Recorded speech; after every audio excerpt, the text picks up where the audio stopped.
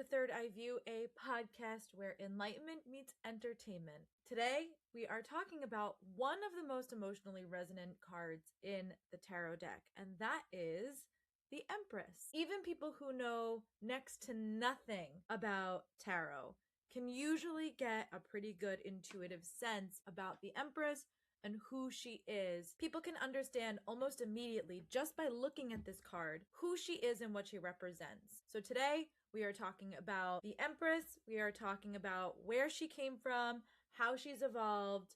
We are talking about mythology and a little bit of astrology if that's your thing. And of course, we will be talking about where you can find her in your everyday life and where you can find her in pop culture right after this. This episode is brought to you by Creative Alchemy. You know that creative project you've been thinking about? The podcast idea sitting in your notes app? The book you swear you're going to write someday? The brand, concept, or passion project that is just a little too big for you to handle alone? That is exactly what Creative Alchemy is for. Creative Alchemy is a creative consulting space that works one-to-one with storytellers, creatives, entrepreneurs, and multi-hyphenates to turn ideas into actual, tangible projects. If you have been dreaming about launching a podcast, writing a book, building a creative brand, or finally just bringing an idea to life, Creative Alchemy helps you move from inspiration to momentum. Using a blend of creative strategy, storytelling, astrology, hypnosis, and subconscious tools, Creative Alchemy helps you uncover your voice, move through blockages, and build projects that actually feel aligned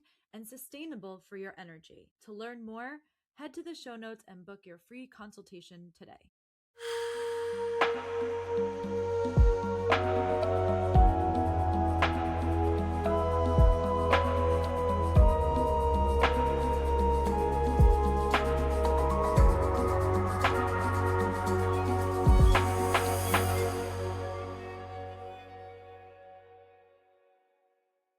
Welcome back to Third Eye View. I am your host, Julia Rose Portela. I've got a little bit of rose incense just burning away right now to support us while we are in this Empress energy. Welcome, welcome. We are talking about one of the most lovely cards in the deck, the Empress. The Empress is such a beautiful card because she radiates abundance, sensuality, creativity, warmth, beauty, and life itself. She is considered the divine feminine, and where her and the High Priestess have a lot in common, the High Priestess tends to really home in on this idea of the feminine intuition, where the Empress sort of just embodies femininity as a whole. When the Empress appears, she typically offers a signal of growth for our hero or our fool who is making his journey through the tarot. It's not just a material growth, but it's emotional growth and spiritual growth. There is something about this part of the journey of the fool where things begin to actualize and come to fruition in the real world. So we have the fool, he's going on his journey. He learns from the magician. He then learns from the High Priestess.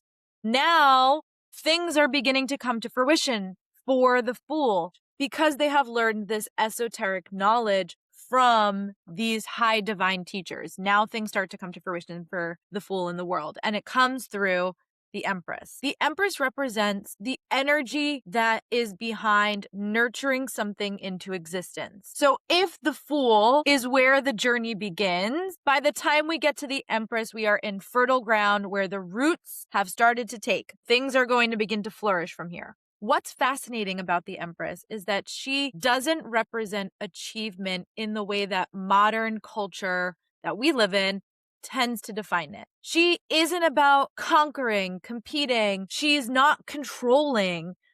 The gift of femininity is to be able to let go and flow. So instead, when we are working with the Empress card, we are working with somebody who represents cultivation, growth, nurturance, the slow, organic process of tending to something and the fun and the joy of tending to something.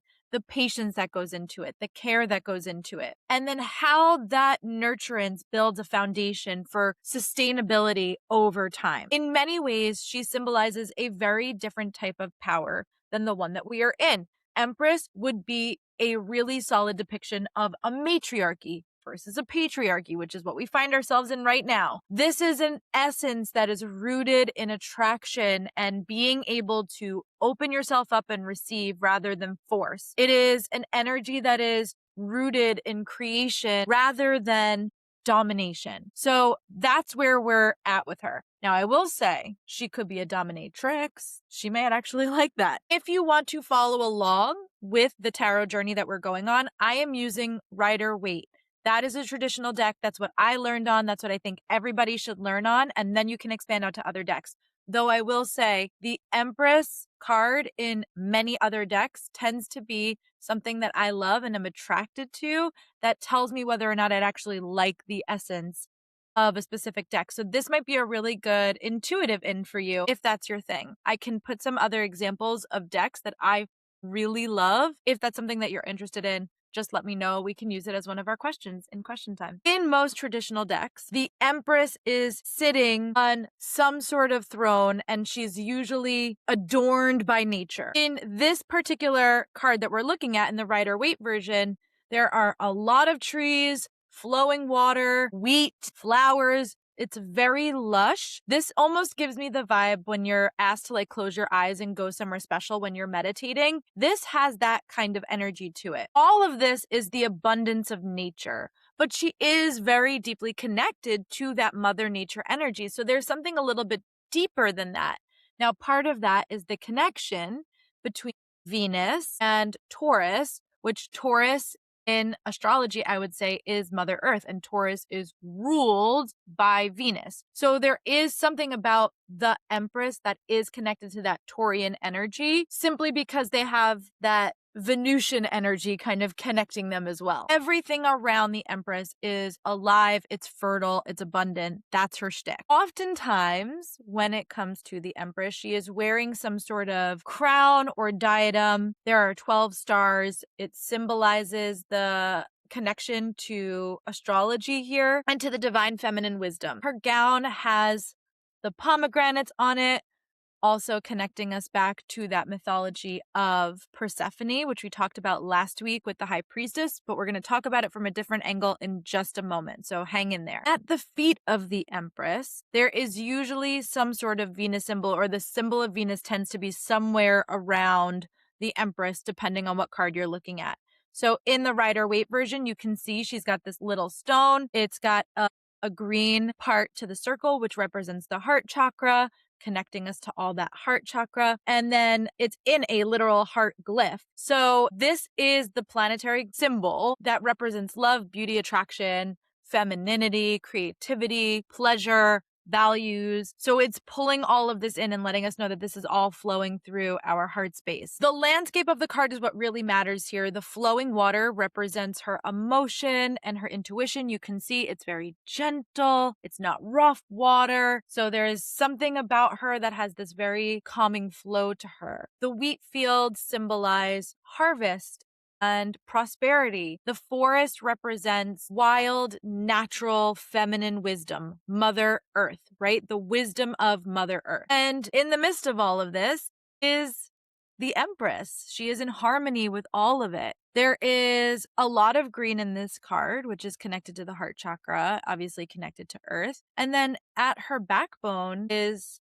this sort of like red adornment over her throne. And I will say that red is the root chakra, again, connected to Earth. So it's our closest chakra to Earth. I feel that at the center of the messaging of this card is something that tends to be lost on us when we are in the journey of the Fool. And that's why her guidance is so gentle, but so important, which is like human beings are natural beings. We come from the earth. We are of the earth. We are part of the earth. We are cyclical.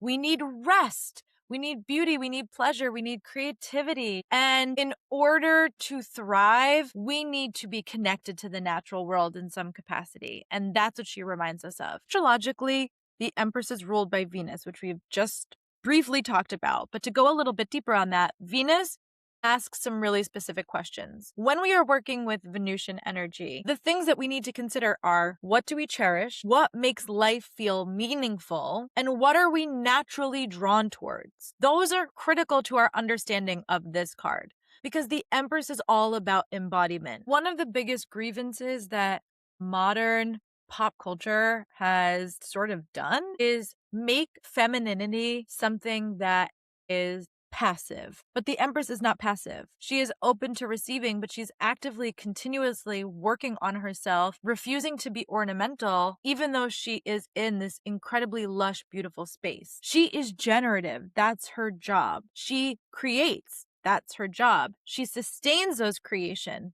That is also her job. She is somebody that's feeding life into the world around her, but she also understands that she can't do that 24 hours a day. So this concept of like crazy mother energy that we have where we feel that moms are supposed to be on all the time and burned out, that's not the Empress. She's going to be like, hey, baby, it takes a village. And her village is, for her, nature and the communion of being in nature. I know I talked about Hamnet last week, but this is very much Anya's vibes. If you watched Hamnet, that's her. She is a born mother, but she is of the natural world, and she is not going to lose her wildness just to become a mother. Sorry, I'm skipping ahead into the pop culture a little bit. But that Venus energy gives us a real clue as to why the Empress is also deeply connected to the archetype of the mother. I was looking for my notes when I was learning tarot so that I could read you guys my notes out loud, but I couldn't find them. They're all packed away. I've got everything packed in boxes right now. But I know that when I was looking at this card for the first time, and I've mentioned it before on this podcast, the way that I learned tarot was my teacher would give me a card and I had to go home and write stream of consciousness about that card for a couple of pages. And then I would come back and I would read it to her and we would work out my personal symbolism of the card and what the card was actually trying to say and where there was overlap in those Venn diagrams. One of the things that I wrote down is like, she's pregnant. That's what I got from it. And I went back and my teacher said, well, yes, she is. And this is true of many, many Empress decks. You will see that she is like viscerally pregnant. Like she is about to give birth. Here, it's not easy to tell because she's in a muumuu, you know, but she is technically a card of maternity or a card where she is pregnant as she's going through her journey. So when we talk about mother, quote unquote, it could be literal mother, but it's also just, again, this concept of maiden, mother, and crone. The Empress is really the embodiment of that mother archetype. Whereas like the Fool would be more of the maiden and the High Priestess would be more of the crone essence. The archetype of the mother is more of a universal understanding of a nurturer. The person in a circle who is going to protect, nourish, who's going to comfort, who's going to teach, and who's going to help others in their circle grow. That's the role of the nurturer. That's the role of the mother, even if they're not a literal mother. Carl Jung described archetypes as inherited symbolic patterns living within the collective consciousness. And the mother archetype appears in nearly every culture throughout human history, if not every single one of them. We see the energy of the Empress card reflected in ancient goddesses. Now, Venus is Roman, and she's got her own story. But we've talked about sort of the Greek mythology of it all. And so this card, the Empress, would be connected to Demeter. Demeter ruled over agriculture and harvest. She gives birth to Persephone. Persephone disappears into the underworld. Demeter's grief is so vast, so deep, so profound that the entire earth stops producing crops. That myth directly connects to this understanding of the Empress and her connection to the natural world. We see similar themes in mythology with Isis from Egyptian mythology, for example, who represented motherhood, healing, and resurrection. Gaia, the primordial Mother Earth in Greek mythology, literally embodied the living earth itself. Across many different cultures, the mother archetype wasn't this domestic figure.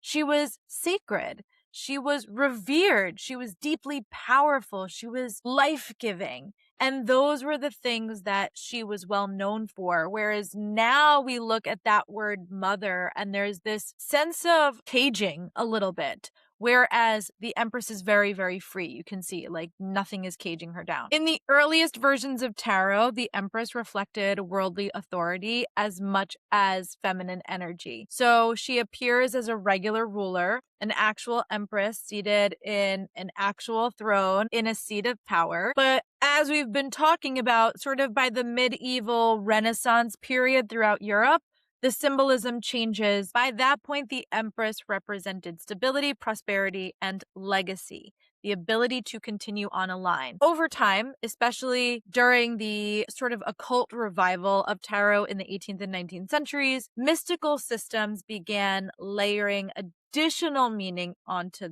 this particular card. So by the time we get to Rider-Waite in 1909, 1910, the Empress had become strongly associated with Venus and everything that we know that we've discussed already so far with her card and her energy. Of course, what makes the Empress so enduring is that we recognize her everywhere in storytelling and pop culture. She appears in characters who create warmth, beauty, emotional safety, and help others transform simply through being present with them and nurturing them. One really strong example would be Molly Weasley from Harry Potter. She embodies that protective maternal energy, but she's far from weak. So, you know, her versus Bellatrix Lestrange, and she's like, not my daughter, you bitch, right? Like, she's able to go into that mama bear mode, but for the most part, she's just a nurturing character that we see throughout the series. She actually nurtures almost everyone around her, but she is really, really good at fiercely defending what she loves. Her home becomes a sanctuary for others, and she becomes somebody who's able to create that emotional refuge for many other people, particularly for Harry, our fool in that story. And so that's very Empress coded. We also have Queen Ramonda from Black Panther. She's a very regal version of the Empress, carrying that little literal Empress energy with her. Queen Ramonda is rooted in wisdom. She is incredibly emotionally intelligent, and she understands the value of community. The Empress often governs through emotional authority rather than brute force, and that's what makes Queen Ramonda, for example, such a likable queen. You could also see the Empress reflected in characters like Lorelai Gilmore. Hello, hello, one of my favorite shows. Lorelai creates warmth, comfort, humor, and emotional connection, and again, this really strong understanding of community and found family. Lorelai has a very strong emphasis on her relationships, food, shared experiences, and creating spaces where people feel cared for, particularly Rory. And then, of course, there is a more sensual and artistic side to this archetype. So you have Satine from Moulin Rouge, who has all of that Venusian energy through romance and artistry and emotional vulnerability. You have Marjorie Tyrell from Game of Thrones, who uses her charm and her beauty and her diplomacy to influence other people around her. Even outside of fictional characters, we often associate the Empress energy with public figures who cultivate that beauty and creativity and emotional connection through their work. People like Beyonce or Sabrina Carpenter, who can use their femininity and pair it with their artistry to create a sensual, creative experience for whoever might be watching on. So, how does the Empress show up in real life? Well, the way that we live today, we tend to overemphasize productivity more than presence. We're encouraged to hustle, right? Girl boss. We are encouraged to optimize, to monetize our hobbies, and to constantly prove our worth through output. Rest is often treated like laziness instead of important and necessary. Creativity is only considered valuable if it can become profitable. And so the Empress kind of pops out usually in a tarot reading to offer this like radically different philosophy where she teaches that abundance grows through nourishing, through connection, through rest, through creativity, through receptivity. So the Empress is asking us when she pops out in a reading to stop treating ourselves like machines and to instead treat ourselves like living ecosystems and to nurture the different parts of our ecosystem. Embodying the Empress is really quite easy. It can mean that you need to take time to create beauty in your environment. You can buy yourself some fresh flowers. You can cook a nourishing meal. Spend time in nature is a really big one. Letting yourself enjoy pleasure, whatever brings you pleasure, whatever brings you joy. Letting yourself experience that without any guilt. Embodying the Empress can also look like creating art without worrying whether or not it's good. So if that's something that you're interested in, I just started a creativity newsletter. It's called The Creative Frequency. It sort of blends like creativity and consciousness. I'll put a link to it in the show notes. You can subscribe to that and follow along, because that will be a weekly newsletter that I send out about sort of how to rehab your creativity and get in touch with that creative side, even if you're not doing it for quote unquote creative purposes. Living a creative life is living the life of the Empress. And when you are living in alignment with the Empress energy, things just flow into you. She is in a state of manifestation. Again, think about where everything's come from. The fool who has gone on his journey to learn from the magician, from the high priestess, finally gets to experience the lush garden of the Empress. So there's something really powerful about her energy. If that's something that you're interested in, you can join the Creative Frequency. It's completely free. It's just a resource for you. The Empress also teaches us about emotional abundance or physical abundance. If you're having problems with money, guess what? You probably want to be working with the Empress, because she reminds us that receiving is just as important as giving. Many people struggle with the Empress energy because they are so comfortable being nurturers, but deeply uncomfortable with nurturing themselves. So this card, the Empress, asks us to examine why we have internalized the idea that our needs are less important than everybody else's. And then we can work with the energy of the Empress to bring that back into balance, into stability. Creativity is another huge aspect of this archetype. And creativity in this context is broader than the artistic talent. Again, this is where the Creative Frequency newsletter is going to be a good resource for you, because creativity is your life force. It's how we decorate ourselves. It's how we decorate a room. It's how we solve a problem. It's how we build relationships. It's how we decide to raise children or care for animals or plant gardens, how we decide to design communities, how we envision a better future for ourselves or for the people that are around us. Creativity and life force are an interconnected thing.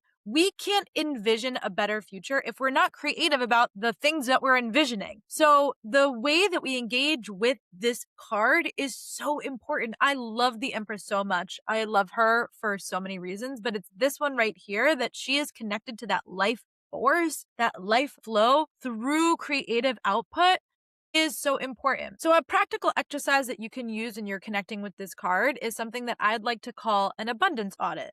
Okay, have fun with this one this week. For one day, pay attention to what genuinely nourishes you versus what takes your energy away or what is merely just distracting you. I'll give you an example. Right now, I keep deleting social media off my phone. I just feel like, as a creative person who now has 2 podcasts and a creative newsletter that I put out every week, creativity is important to me, and I can feel my brain atrophying trying to build out a social media platform that I don't even necessarily really know if I want, but that feels necessary for my business. And yet I find that all I do all day is leave a creative project that I want to actually be working on to pick up my phone and scroll for 15 minutes. And then all of a sudden I'm like, where did today go? I don't feel like I got anything done, because all I'm doing is ingesting other people's art or ingesting other people's ideas and not really fully getting where I would like to be getting on my own creative projects. So I know that social media for me is like, it's fun and I do enjoy it,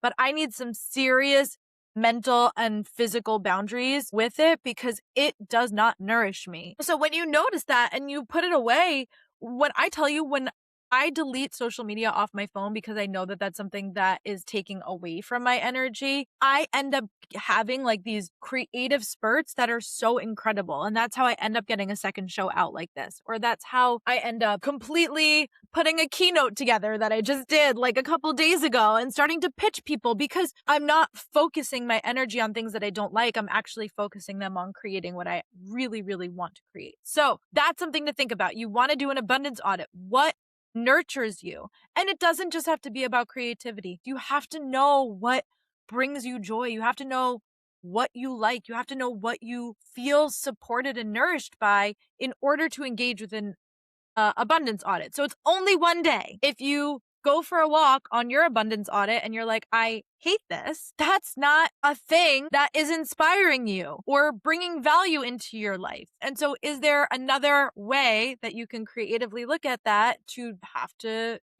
do something else that brings you joy? When it comes to the things that you don't like let's say you really don't like your job right now and you're like, well, I know that I'm not going to like that. Well, what do you like about your job? You might not like the overall structure of it, but why not? What don't you like? And if you can start to discern what you don't like, you know what you then need to nourish you. If you're like, I work from home and I really don't feel like I get along with any of my coworkers, I don't even really know any of them. Okay, you need community. You don't have to find that through work. You can find that in all sorts of places. But if you need it through work, if that's what's going to nurture you to get your job done in a way that's valuable to you, that feels good to you, then you need to consider that and make your next steps. So when you're doing your abundance audit, what you don't like is just as valuable as what you like. Hopefully that makes sense. Now, ideally, you should keep this as a list, whether that's in your notes or on a piece of paper. You're doing it just for one day. You can go as long as you want, but commit to at least one day. And what would it look like if you just allowed those things that actually really deeply nurture you to be foundational in how you build your life out? What would that look like? What needs to tweak? And that's how you start to build out this life of the Empress. Another really powerful exercise for the Empress is some sort of sensory ritual. So I told you when I sat down, I have rose incense going. I have a piece of dark chocolate that's waiting for me when we're finished here, but it could be anything for you. Light a candle, make tea or cook something, wear clothing that feels beautiful or feels good on your skin. Step outside and notice the temperature, the wind, the smell of the air, the pressure around you. Engage with your senses intentionally, and that's how you're also going to start pulling in this energy of the Empress, because the Empress is teaching us that spirituality is not always about transcending the physical world, but that there is something so profound about the spiritual teachings of being here on earth, fully alive, embodied in this juicy, beautiful, wonderful world that we have.